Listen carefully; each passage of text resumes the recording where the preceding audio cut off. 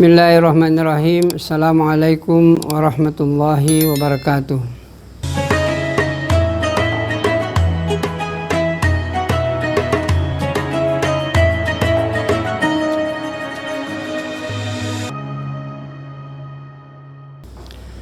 Alhamdulillahi rabbil alamin. Wassalatu wassalamu ala asyrafil anbiya'i wal mursalin wa ala alihi wa ashabihi wa man tabi'ahum bi ihsan ila yaumiddin. Para pemirsa yang saya hormati, pertama-tama saya menyampaikan ucapan terima kasih kepada para pemirsa yang sudah menonton video-video yang lalu, apalagi yang sudah mensubscribe, menekan like, kemudian share kepada. Mudah-mudahan itu menjadi amal jariah bagi kita semua. Pada kajian kita pada hari ini itu adalah membahas tentang membuka pintu kebahagiaan bagi diri kita dengan Al-Quran. Maka yang kita akan bahas ini adalah surah pembuka daripada Al-Quran, yaitu surah Al-Fatihah. Surah Al-Fatihah ini sebenarnya kandungannya sangat luar biasa. Bahkan dikatakan kandungan Al-Quran yang 30 juz itu ada dalam surah Al-Fatihah itu. Maka hadirin yang mulia, para pemirsa dimanapun berada, Allah Subhanahu wa Ta'ala dan Rasulullah lewat nabinya menempatkan surah Al-Fatihah ini di awal daripada kitab suci yang 30 juz ini. Al-Fatihah ini banyak nama-nama yang kita tahu. Dia ada yang mengatakan Ummul Quran, ada yang mengatakan Ummul Kitab, ada juga yang mengatakan dia adalah Sab'ul Mathani, 7 ayat yang diulang-ulang. Namun ada perbedaan, ada yang memasukkan Bismillahirrahmanirrahim sebagai 1 ayat, ada juga yang menganggap bahwa Bismillahirrahmanirrahim bukan termasuk ayat daripada Al-Fatihah. Tapi mayoritas ulama sepakat bahwa Bismillahirrahmanirrahim itu adalah ayat pertama daripada surah Al-Fatihah. Karena ini merupakan inti ini, bahwa dengan bismillah ini segala sesuatunya itu disandarkan kepada Allah Subhanahu wa Ta'ala. Para pemirsa yang saya hormati, bahkan ada yang menamakan Al-Fatihah ini dengan Ar-Ruqyah. Suatu saat ada orang yang disengat kalajengking di samang Nabi. Kemudian setelah disengat kalajengking itu dia bacakan Al-Fatihah. Kemudian ternyata sengatan kalajengking itu tidak membawa dampak yang buruk. Dia bisa merasa tenang dan tidak sakit lagi. Hal ini disampaikan kepada Rasulullah Sallallahu Alaihi Wasallam. Kemudian Nabi katakan, Fatihatul Kitab Shifa'un min kulli sammin. Jadi Al-Quran ini, Fatihatul Kitab, Al-Fatihah ini itu adalah penawar bagi setiap racun. Bahkan dikatakan dia adalah obat yang bisa dipakai, Shifa'un lima fis sudur. Bahkan dia adalah obat untuk mendapatkan ketenangan jiwa. Tapi kalau yang jelas orang yakin dengan Al-Quran ini, maka bisa dia jadikan sebagai obat. Bahkan ada yang membaca Al-Fatihah, kemudian dia tiupkan ke air, kemudian dia minum, dengan izin Allah Subhanahu wa Ta'ala dia bisa sembuh.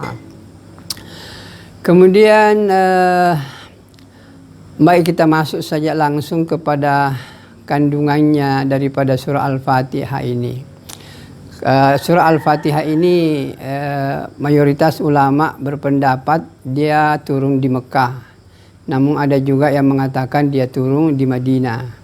Ada pendapat lebih lebih yang lain lagi mengatakan 2 kali dia turun di Mekah dan juga turun di Madinah. Tapi kalau kita mendapatkan informasi-informasi dari Al-Quran sendiri, itu menunjukkan bahwa Al-Quran surah Al-Fatihah ini itu turunnya di Mekah ketika Nabi Muhammad SAW itu masih berada di Mekah. Karena periode Mekah itu bisa dikatakan belum ada ibadah-ibadah yang seperti kita lakukan, puasa, zakat, haji. Bahkan salat itu yang merupakan inti ibadah dalam Islam itu nanti diwajibkan tahun ke-11 daripada kenabian. Jadi selama 11 tahun lebih itu 10 tahun lah. Belum ada ibadah-ibadah seperti yang kita kerjakan. Itu adalah pemantapan tauhid. Jadi selama 10 tahun itu Rasulullah SAW itu memperbaiki tauhidnya umat. Memperbaiki bagaimana umat ini yakin dengan keyakinan-yakinnya terhadap Allah Subhanahu wa taala, bahwa Allah adalah segala-galanya. Allah Maha Pencipta, Allah Maha Pemelihara, Allah pemberi rezeki. Inilah yang dimantapkan Nabi ketika Nabi masih berada di periode Mekah. Nah setelah periode Madinah itu kan imam-imam para sahabat ini itu sudah kuat. Jadi apapun Al-Quran yang diturunkan kepadanya karena imannya sudah kuat, maka tidak ada lagi tawar-menawar. Kalau Al-Quran mengatakan kanan, dia akan ke kanan. Kalau Al-Quran mengatakan kiri, dia akan ke kiri. Begitu taatnya mereka untuk mengamalkan ini Al-Quran karena imannya sungguh luar biasa. Sehingga dikatakan bahwa kalau seandainya para sahabat ini diperlihatkan surga dengan mata kepala di depannya dan neraka mata kepala di depannya, tidak bertambah lagi keyakinannya. Begitu mentoknya keyakinan yang sempurna kepada Allah dan hari kemudian dan terhadap apa yang disampaikan oleh Allah Subhanahu wa taala. Para pemirsa dimanapun berada yang saya hormati. Jadi kita lihat masuk kembali Bismillahirrahmanirrahim. Segala dengan dengan nama Allah yang Maha Pemurah lagi Maha Penyayang. Jadi Bismillah ini kan kalau dulu itu orang-orang Arab sebelum datang Nabi Muhammad kan itu kita lihat dalam sejarah mereka juga membaca Bismi tapi bukan kepada Allah. Bismillah Lata wal Uzza, dengan nama Lata dan Uzza Tuhan-Tuhan mereka. Jadi dengan menyebut nama Bismi ini adalah dia ada keinginan seseorang itu sebelum Islam menyandarkan kepada Tuhannya. Maka Bismillah ini bahwa dengan nama Allah artinya segala sesuatu ini sebenarnya yang menciptakannya adalah Allah. Dengan nama Allah semuanya tercipta. Tapi Allah menegaskan di sini bahwa Allah itu adalah yang Ar-Rahman, Ar-Rahim. Jadi Allah adalah Maha Penyayang di dunia dan penyayang di akhirat, atau Pemurah, Maha Pemurah lagi penyayang. Apa perbedaan yang sederhana antara Ar-Rahman dengan Ar-Rahim ini? Ar-Rahman ini adalah kasih sayang Allah di dunia ini diberikan kepada siapa saja. Orang itu beriman kepada Allah atau tidak beriman kepada Allah, Allah kasih rezeki. Orang itu beriman kepada Allah, tidak beriman kepada Allah, Allah kasih pangkat. Sekalipun orang itu juga mengaku beriman, tetapi dia tidak salat, tidak mau puasa, Allah pun juga kasih rezeki kepada mereka.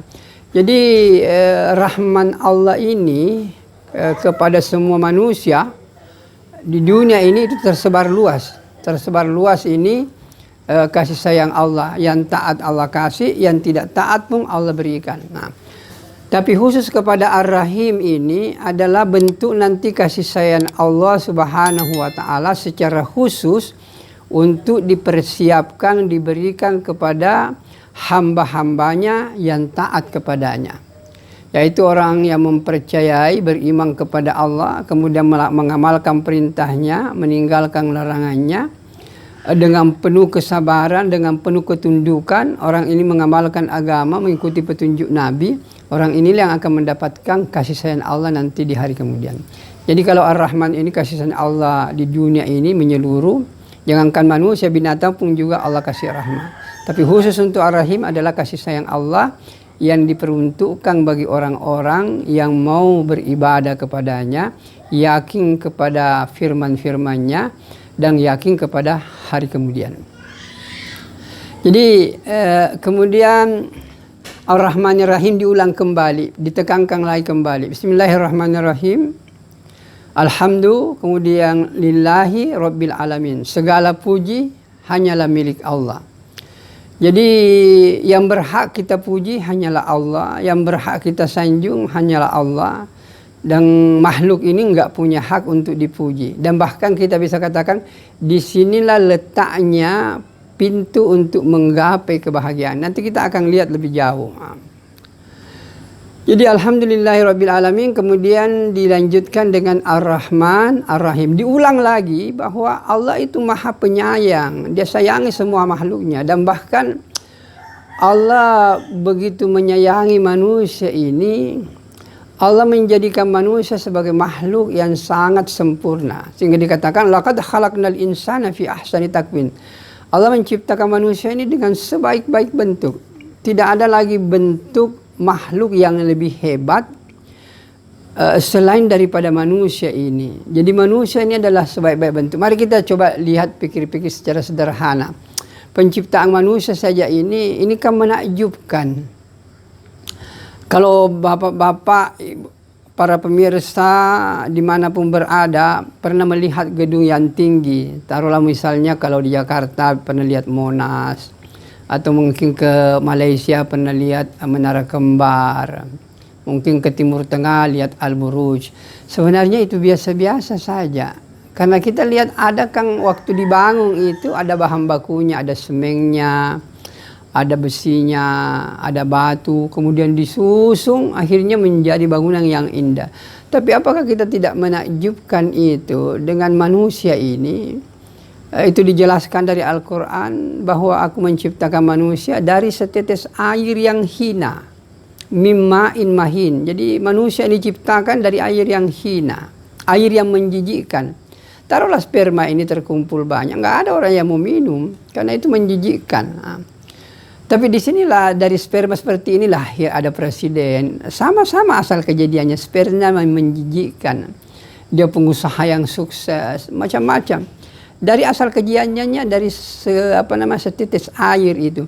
Kemudian berproses menjadi darah, berproses menjadi daging, kemudian dibentuk manusia, kemudian ditempatkan dalam rahim, kemudian setelah berumur 4 tahun, 4 bulan, ditentukan ajalnya, ditentukan rezekinya, ditentukan dia bahagia atau tidak, ditentukan takdirnya.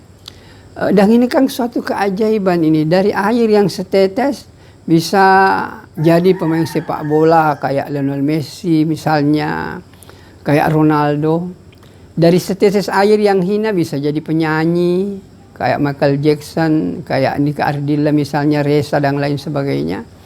Jadi dari setetes air ini jadi seorang qari internasional. Kalau kita punya dulu ada yang populer dengan nama Muhammadong itu, dia betul-betul dikagumi dan diakui oleh dunia internasional. Jadi dari setetes air banyak melahirkan manusia-manusia hebat. Maka hadirin yang mulia, dan inilah menakjubkan. Manusia bisa membuat sesuatu itu kalau ada cahaya, tapi Allah bisa membuat manusia itu dikatakan di tempat yang gelap, berlapis-lapis gelap. Karena ini kan perut ibu ini adalah tempat yang gelap. Nah, rahim itu, perut ibu kan ini sudah gelap. Kemudian rahim itu adalah tempat yang paling tersembunyi dalam perut seorang perempuan. Disitulah manusia diciptakan. Tidak ada cahaya itu, tidak ada cahaya. Tidak pernah kita lihat pindah tempat itu, mata turun ke lutut, kemudian telinga ini naik ke sini. Tidak. Manusia bagus, luar biasa ciptaannya. Kita lihat secara sederhana, ini kalau kita mau berpikir lebih jauh, ini mata Allah tempatkan di sini. Hadirin yang mulia, tidak pernah kita merenung dengan mata tempat di sini, inilah tempat yang paling baik. Tidak ada lagi tempat yang paling baik dibanding dengan tempat yang sekarang. Mungkin kalau kita dikasih izin, kasih pindah itu mata, kira-kira di mana kita mau kasih simpang itu mata? Mungkin kita mengatakan saya satu di depan, satu di belakang. Tapi memang kalau kita lagi naik motor itu enak, tapi tidur susah karena ada mata di belakang. Atau ada orang yang mengatakan saya simpan di telunjuk, saya bisa lihat kemana-mana. Tapi itu susah untuk mandi, susah untuk makan.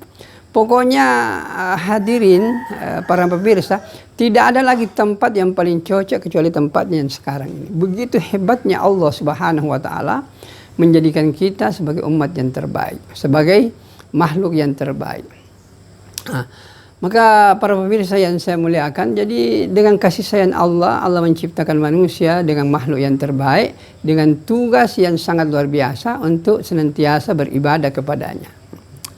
Kemudian ditekankan di ayat selanjutnya, setelah Ar-Rahmanir-Rahim, Allah tekankan Maliki Yaumiddin. Allah lah yang menguasai hari kemudian. Di mana kita selalu menekankan bahwa kita manusia ini adalah makhluk akhirat. Kita akan hidup selama-lamanya di akhirat. Di dunia paling 60-70 tahun. Mari kita berpikir mana yang kita pilih. Kita mau taat kepada Allah selama 60-70 tahun. Sangat pendek saja kita taat kepada Allah. Kemudian setelah meninggal dunia kita akan berbahagia 70 triliun tahun. Atau kita bebas di dunia ini, tidak mau mengikuti petunjuk Al-Quran, tidak mau mengikuti petunjuk Nabi. Mungkin kita bisa senang, kita bisa enak. Tapi apa artinya kesenangan yang pendek ini kalau setelah kita meninggal dunia kita akan susah 70 triliun tahun. Padahal bahasa 70 triliun tahun itu adalah bahasa saya. Kalau bahasa Al-Quran itu tidak mengatakan 70 triliun tahun, tapi Allah mengatakan khalidina fiha abada. Mereka akan kekal selama-lamanya di akhirat. Yang masuk surga bahagia selama-lamanya, yang ke neraka sengsara tidak punya batas waktu. Jadi karena dia penguasa hari kemudian, makanya mestinya kita senantiasa dekat, kemudian mengabdi, mengikuti perintahnya. Karena yang menentukan nanti di akhirat hanyalah Allah, karena dialah penguasa dan pemilik daripada hari kemudian.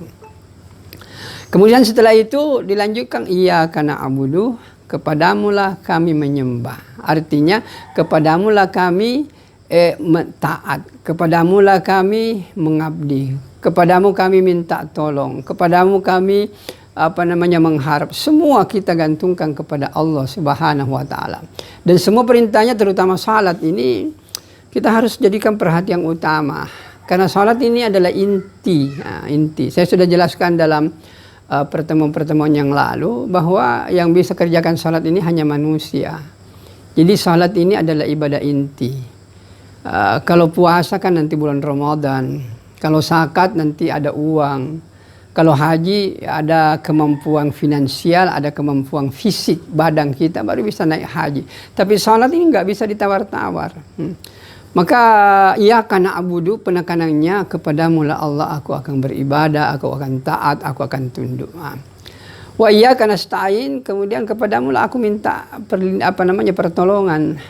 Ini pertolongan, tidak ada yang bisa menolong kita kecuali Allah. Bahkan ada doa yang diajarkan kepada Abu Sar itu yang selalu kita baca, Allahumma inna ala zikrika wa syukrika wa husni ibadatik. Aku mohon kepadamu ya Allah, tolonglah aku untuk bisa bersyukur kepadamu. Tolonglah aku untuk bisa berzikir kepadamu. Dan tolonglah aku bisa beribadah kepadamu dengan baik. Karena kita tidak mungkin bisa berzikir tanpa pertolongan Allah. Tidak mungkin kita bisa bersyukur dengan melaksanakan perintah Allah ini banyak tanpa pertolongan Allah. Apalagi tidak mungkin kita beribadah dengan baik ini tanpa pertolongan Allah. Yang kita butuhkan adalah pertolongan Allah. Bagaimana Allah menolong kita? Bagaimana Allah menolong kita? Dan kalau Allah menolong kita, memberikan kepada kita sesuatu yang baik, intinya iman, Allah mantapkan dalam diri kita sehingga mudah kita mengamalkan perintah-perintahnya. Dari dua penggalang ini, iyyaka na'budu wa iyyaka nasta'in. Jadi mestinya kita dalam kehidupan ini perbaiki dulu ibadah kepada Allah, baru kita minta kepada Allah. Jangan permintaan kita lebih banyak daripada ibadah kita. Mestinya ibadah kita lebih sempurna daripada permintaan kita kepada Allah. Atau dalam bahasa sederhana, mestinya waktu kita banyak terpakai untuk ibadah kepada Allah dibanding dengan tidak ibadah kepada Allah Subhanahu wa Ta'ala, atau dengan mencari kehidupan dunia ini. Setelah kita minta iyyaka na'budu wa iyyaka nasta'in, kemudian kita minta ihdinas siratal mustaqim. tunjukkanlah kepada kami jalan yang lurus. Jalan yang lurus itu adalah Siratal Mustaqim. Ada mengatakan jalan lurus inilah agama.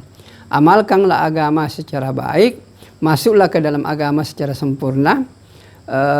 Semua perintah Allah kita kerjakan, larangan Allah kita tinggalkan. Inilah yang disebut dengan jalan yang lurus.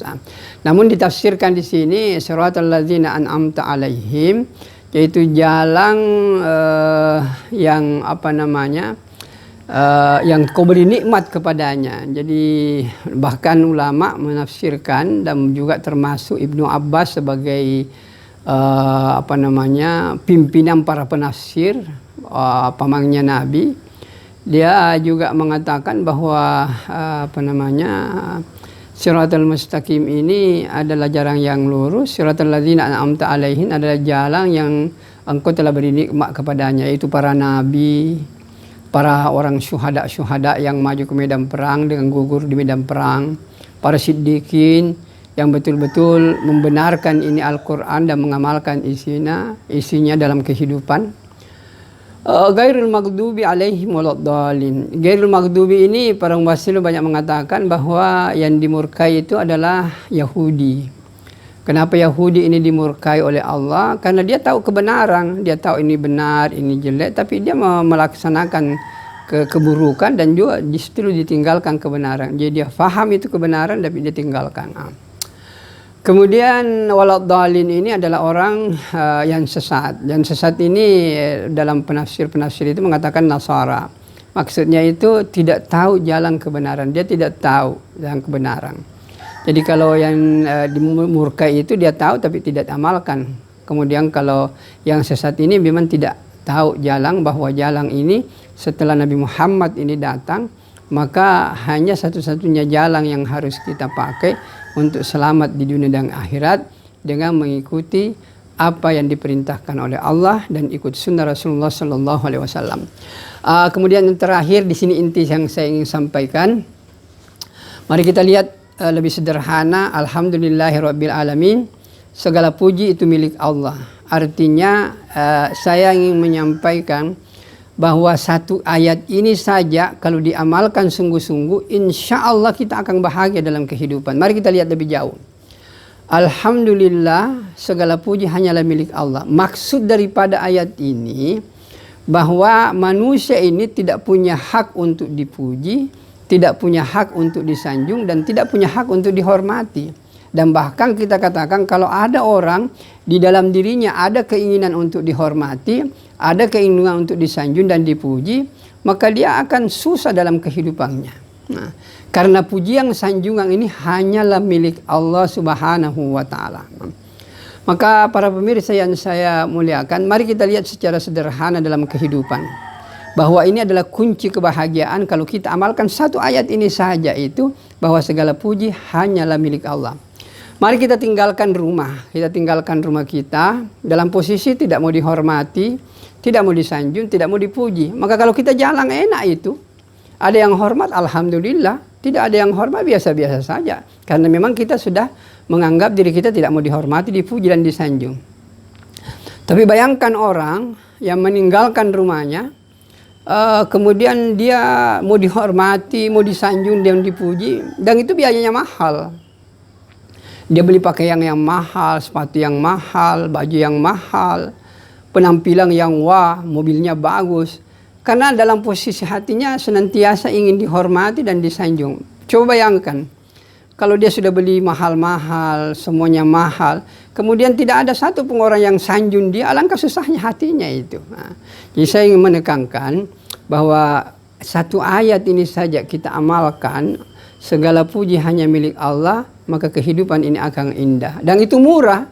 Kalau kita tidak mau dihormati, disanjung, pakai apa adanya saja, yang penting bersih, sopan. Kita pakai, ada orang hormat, tidak ada, biasa. Dan kita tidak merasa tersiksa dengan apa mode-mode yang ada, dengan kualitas-kualitas yang bagus. Kita menutup aurat secara sederhana, dan ada dalam diri kita yang hak untuk dipuji hanyalah Allah Subhanahu wa Ta'ala. Jadi sekali lagi, para pemirsa yang saya hormati, amalkan ini ayat, cabut dari diri kita keinginan untuk dihormati, keinginan untuk disanjung, keinginan untuk dipuji, maka kita akan merasa tenang, bahagia dalam kehidupan dunia yang sementara ini, dan yakin dan percaya insya Allah kita akan bahagia di surganya Allah Subhanahu wa Ta'ala. Mudah-mudahan penjelasan sederhana ini memberikan nuansa pemikiran kepada kita bahwa agama ini akan memberikan ketenangan dan kedamaian kepada kita apabila agama ini diamalkan. Baik, kita tutup dengan doa kepada majelis. Subhanakallahumma bihamdika, asyhadu an la ilaha illa anta, astaghfiruka wa atubu ilaik. Wassalamualaikum warahmatullahi wabarakatuh.